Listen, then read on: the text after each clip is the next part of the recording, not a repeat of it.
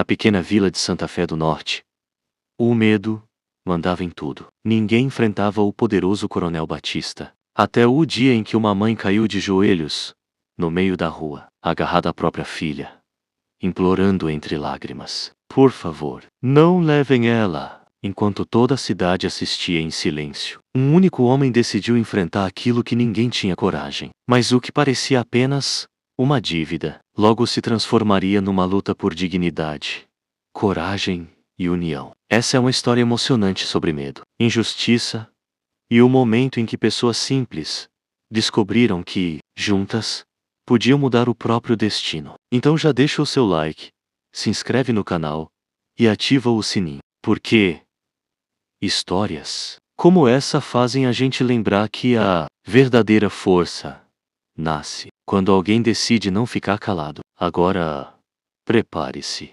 porque o que aconteceu naquela vila mudou a vida de todos para sempre. O sol castigava a pequena vila de Santa Fé do Norte, no sertão seco do interior brasileiro, onde a poeira vermelha grudava na pele como lembrança permanente da pobreza. As casas simples de madeira rangiam com o vento quente da tarde, e os moradores já sabiam reconhecer problema antes mesmo dele chegar pela estrada. Naquele dia, o problema veio montado a cavalo. 3 homens armados cruzaram a rua principal levantando poeira, sem pressa, como quem sabia que ninguém teria coragem de enfrentá-los. O povo se recolheu imediatamente. Portas foram fechadas. Janelas entreabertas revelavam olhos assustados. No centro da vila, ajoelhada no chão de terra, estava Helena. Seu vestido bege estava rasgado nos joelhos, o rosto coberto de poeira e lágrimas. Com as 2 mãos, ela segurava a filha pequena, Clara, de apenas 6 anos, tentando impedir que um dos homens a arrancasse de seus braços. Por favor, não levem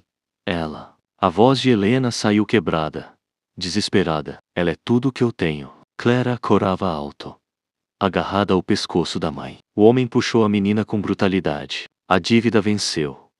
Mulher. O coronel cansou de esperar. Helena balançou a cabeça freneticamente. Meu marido morreu. Eu pedi mais prazo. Eu estou trabalhando dia e noite. Problema seu. O povo observava em silêncio. Ninguém se movia, porque todos naquela vila conheciam o nome do homem por trás daquela cobrança. Coronel Batista, dono das terras, das plantações, dos caminhões e até da água da região. Quem devia a ele, perdia tudo, às vezes até a própria família. Foi então que um vulto apareceu no fim da rua. Um homem alto, queimado do sol, chapéu de couro gasto e passos firmes. Miguel Ferreira, o fazendeiro mais respeitado da região. Ele parou diante da cena, observando Helena caída na terra enquanto Clara gritava assustada. Os homens armados imediatamente endureceram o olhar. Isso não é da sua conta, Miguel, disse um deles. Mas Miguel não respondeu de imediato. Seus olhos percorreram cada rosto da vila, cada homem escondido atrás das portas,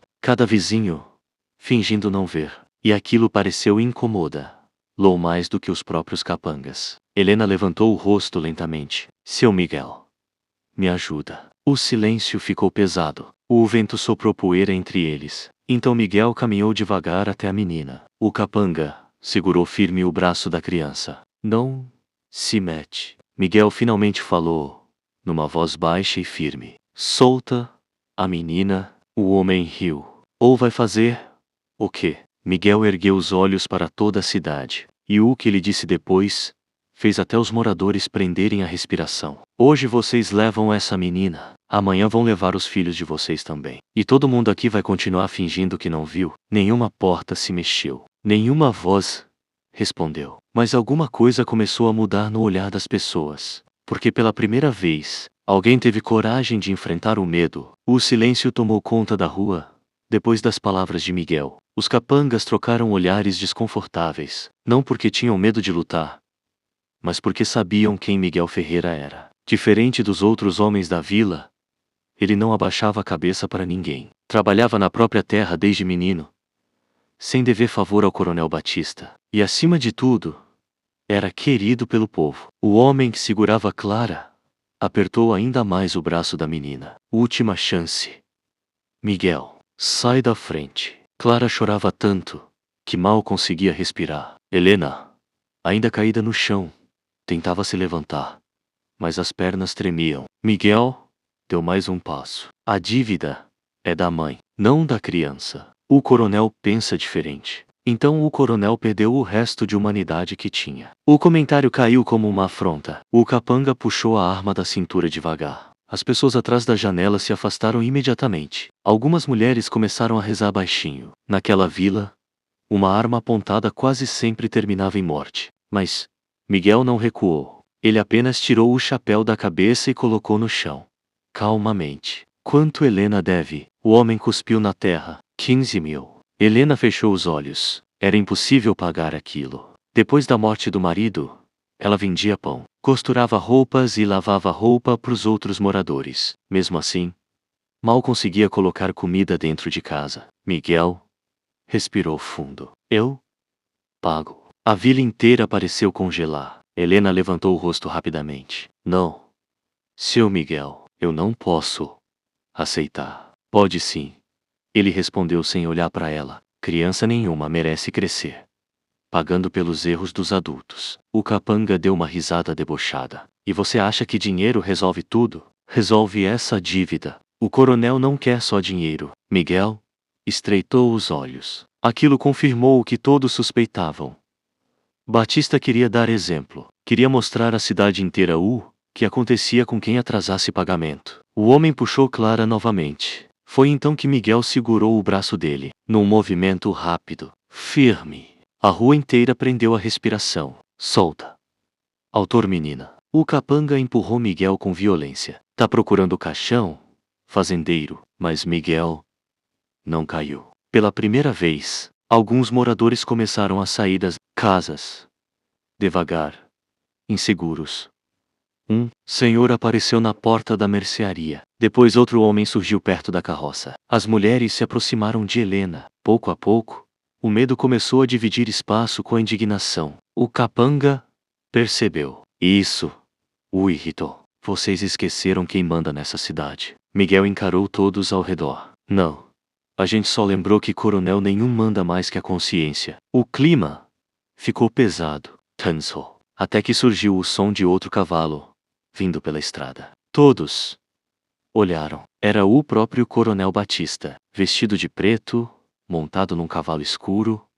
Ele parou bem no centro da rua. O olhar frio percorreu a multidão que começava a se formar. Então seus olhos pousaram em Miguel. Então, é verdade, disse Batista, lentamente. Você finalmente resolveu se voltar contra mim. Miguel ficou imóvel. Não. Hoje eu só resolvi ficar do lado certo. O cavalo do coronel Batista avançou lentamente pela rua de terra, enquanto o som das ferraduras ecoava no silêncio da vila. Ninguém ousava falar. Até o vento parecia ter parado. Batista observava cada rosto ao redor. Homens simples, mulheres assustadas, crianças escondidas atrás das saias das mães. E, no meio de todos eles, Miguel, o único que sustentava seu olhar sem baixar a cabeça. O coronel desceu do cavalo com calma. Era um homem na casa dos 60 anos. Cabelo grisalho penteado para trás, botas caras cobertas de poeira, e um olhar frio que parecia atravessar as pessoas. Ele caminhou até Helena, ainda abraçada à filha no chão. Seu marido me devia menos, disse com desprezo. Homem fraco sempre deixa problema para os outros resolverem. Helena segurou Clara com mais força. Joaquim trabalhou até o último dia. O senhor sabe disso. Batista ignorou. Seus olhos voltaram para Miguel. E você? Desde quando virou salvador de viúva? Miguel respirou fundo antes de responder. Desde que o senhor começou a agir como dono das pessoas. Algumas pessoas da vila abaixaram a cabeça imediatamente. Aquilo era perigoso demais. Batista soltou uma risada curta. Cuidado com as palavras. Cuidado, senhor, com seus atos. Os capangas se aproximaram, tensos, esperando apenas uma ordem. Mas Batista levantou a mão, impedindo qualquer reação. Ele gostava da humilhação lenta. Gostava de mostrar poder. Você acha que esse povo aqui vai te seguir? Perguntou ele olhando em volta. Eles sabem o que acontece com quem fica contra mim. Miguel encarou os moradores e percebeu algo diferente. Antes, havia apenas medo. Agora, existia vergonha. Vergonha por terem assistido Helena implorar sem fazer nada. Vergonha por viverem tantos anos calados. Uma senhora deu um passo à frente. Era Dona Alzira, a parteira da vila. A menina não merece isso. Batista virou lentamente o rosto para ela. O silêncio voltou pesado. Mas, antes que ele respondesse, outro homem apareceu ao lado dela. Depois, outro. E mais outro. Seu anteiro. O ferreiro. Paulo. Dono da venda. Jonas. Carroceiro. Pela primeira vez em muitos anos, as pessoas estavam deixando o medo de lado. Os olhos do coronel endureceram. Vocês estão cometendo um erro. Miguel respondeu firme. O erro foi deixar o senhor mandar aqui por tempo demais. Batista caminhou devagar, até ficar cara a cara com Miguel. Você acha que é melhor do que eu? Não. Mas sei exatamente a diferença entre respeito e terror. Os dois homens ficaram em silêncio por alguns segundos. A tensão era tão forte que Clara parou até de chorar, agarrada ao vestido da mãe. Então Batista sorriu de lado. Mas não era um sorriso amigável. Era perigoso. Muito bem, disse ele. Vamos resolver isso como homens. Miguel não desviou o olhar. Tô ouvindo. O coronel apontou para Helena. A dívida dela vence ao nascer do sol. Se o dinheiro aparecer até amanhã, eu vou embora e nunca mais encosto nessa família. Helena regalou os olhos. 15.000 reais até o amanhecer.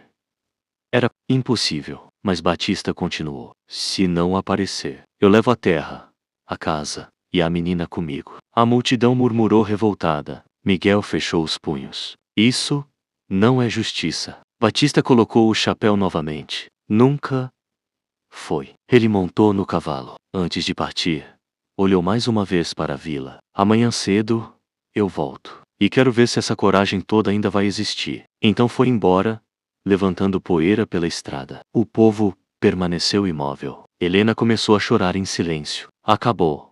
Eu perdi minha filha. Mas Miguel olhou para os moradores reunidos ao redor deles. E naquele instante, uma ideia começou a nascer. Talvez aquela dívida não fosse apenas de Helena. Talvez fosse a dívida de uma cidade inteira, com a própria coragem. A notícia se espalhou pela região inteira, antes mesmo do sol desaparecer atrás das serras. O coronel vai tomar a filha da Helena. Naquela noite, Santa Fé do Norte parecia diferente. As ruas normalmente vazias estavam cheias de gente andando de um lado para outro, cochichando nas portas das casas, reunidos em pequenos grupos perto da igreja. O medo ainda existia, mas já não estava sozinho. Dentro da casa simples de Helena, uma lamparina iluminava o rosto cansado das mulheres da vila. Dona Alzira preparava café, enquanto Clara dormia no colo da mãe, exausta de tanto chorar. Helena olhava para Miguel sem acreditar. O senhor não devia ter se metido nisso. Miguel estava encostado na parede,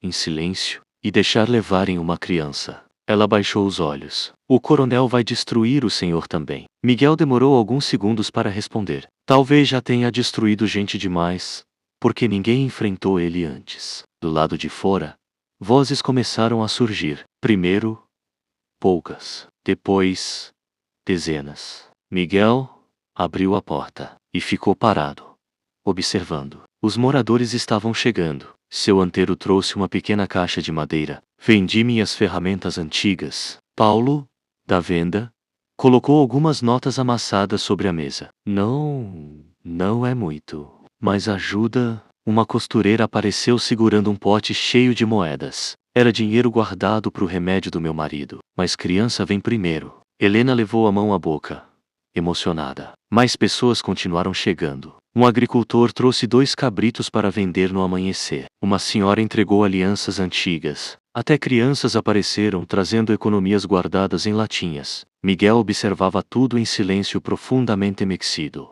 Aquela vila tinha passado anos vivendo ajoelhada diante do medo. Mas agora, pela primeira vez, estava aprendendo a ficar de pé. Durante horas o povo permaneceu unido dentro e fora da pequena casa. Uns contavam dinheiro, outros faziam comida, alguns organizavam o que ainda faltava. E, pela primeira vez em muito tempo, Santa Fé do Norte parecia uma comunidade de verdade. Já passava da meia-noite, quando Paulo terminou de contar as notas. O silêncio tomou conta da sala. Todos aguardavam. Paulo respirou fundo. Falta pouco. Helena fechou os olhos sentindo o coração afundar novamente. Quanto? R$ 1.200. O desânimo caiu sobre todos. Era pouco. Mas também parecia impossível conseguir aquele valor no meio da madrugada. Até que uma voz surgiu no fundo da sala. Eu? Completo. Todos se viraram. Era Tião, um homem calado, simples, que trabalhava há anos nas terras do Coronel Batista. Miguel franziu a testa. Tião. Se ele descobrir, ele vai descobrir de qualquer jeito, respondeu o homem. Passei minha vida inteira baixando a cabeça para aquele miserável. Hoje, eu cansei. Ele colocou um pequeno saco de pano sobre a mesa. Dentro havia dinheiro guardado por anos. Economia de uma vida inteira. Helena começou a chorar imediatamente. Eu nunca vou conseguir pagar vocês. Tauna Alzira segurou sua mão. Isso aqui não é dívida, minha filha. É humanidade. Miguel olhou ao redor. Homens simples, mulheres cansadas, pessoas pobres. Mas naquela noite, nenhum deles parecia pequeno. Lá fora, o vento forte balançava as árvores secas do sertão. E enquanto a madrugada avançava, uma sensação diferente crescia no coração da vila. Não era apenas esperança, era coragem. Porque, ao amanhecer, o Coronel Batista voltaria. E dessa vez, encontraria uma cidade inteira esperando por ele. O sol ainda começava a nascer, quando Santa Fé do Norte já estava acordada. Mas naquela manhã, a vila não tinha o silêncio de sempre. As pessoas ocupavam a rua principal lado a lado, formando uma multidão diante da casa de Helena. Homens de braços cruzados, mulheres segurando crianças, idosos apoiados em bengalas. Ninguém queria perder aquele momento, porque todos sabiam, depois daquele dia, a cidade jamais seria a mesma. Helena saiu de casa segurando Clara pela mão. Os olhos inchados denunciavam a noite sem dormir. Mas havia algo diferente em seu rosto. Ela já não parecia derrotada. Miguel estava parado mais à frente, observando a estrada. Até que o som das ferraduras apareceu novamente. O Coronel Batista vinha acompanhado dos mesmos capangas da tarde anterior. Mas ao enxergar a multidão reunida, o sorriso dele desapareceu aos poucos. Seu cavalo reduziu o passo. Aquilo nunca tinha acontecido antes. Ninguém jamais havia esperado por ele daquela forma. Batista desmontou lentamente, olhando em volta. Que significa isso? Miguel caminhou até o centro da rua, sem pressa, sem medo. Então, colocou uma caixa de madeira diante do coronel. O dinheiro da dívida. Batista abriu a caixa. Notas velhas, moedas, objetos vendidos às pressas, economias de famílias pobres, o suficiente para quitar cada centavo. O coronel ficou em silêncio por alguns segundos. Mas não era o dinheiro que o incomodava. Era outra coisa. A união. Porque homens como ele sobreviviam do medo dividido. E naquele instante, a cidade inteira estava unida. Batista ergueu os olhos. Devagar. Vocês acham que isso muda alguma coisa? Dessa vez, quem respondeu não foi Miguel. Foi Tião, o trabalhador que passou a vida inteira servindo o coronel. Muda sim. Hoje a gente entendeu que o senhor só era forte porque cada um tinha medo sozinho. Outros moradores começaram a concordar. Chega de ameaça. Chega de humilhação. Aqui ninguém é dono de ninguém. Os capangas olharam ao redor, percebendo que estavam em minoria. O clima ficou pesado, mas Batista percebeu algo ainda pior. Ele havia perdido o controle, porque a autoridade, baseada apenas no medo, desmorona no instante em que as pessoas deixam de obedecer caladas. Clara apertou a mão da mãe, enquanto observava tudo. Helena ajoelhou diante da filha e segurou seu rosto com carinho. Ninguém vai te levar de mim nunca mais. A menina finalmente sorriu. Batista fechou a caixa com força. Depois encarou Miguel uma última vez. Isso não vai durar, Miguel. Respondeu firme. Talvez não. Mas alguém precisava começar. O coronel montou no cavalo novamente e foi embora sob o olhar da cidade inteira. Sem aplausos, sem gritos, apenas silêncio. Mas um silêncio diferente. Um silêncio de gente que finalmente havia recuperado a própria dignidade. Naquela manhã, Santa Fé do Norte entendeu uma coisa simples. O medo mantém as pessoas ajoelhadas, mas a coragem, quando compartilhada, pode mudar uma cidade inteira. E muitos anos depois ainda diziam por aquelas bandas que o verdadeiro dia da liberdade não foi quando o coronel foi embora, foi quando uma mãe gritou: "Por favor, não levem minha filha." E pela primeira vez, alguém decidiu responder. Se essa história tocou seu coração, deixa o seu like e se inscreve no canal, porque aqui, cada história carrega uma verdade que muita gente vive em silêncio todos os dias.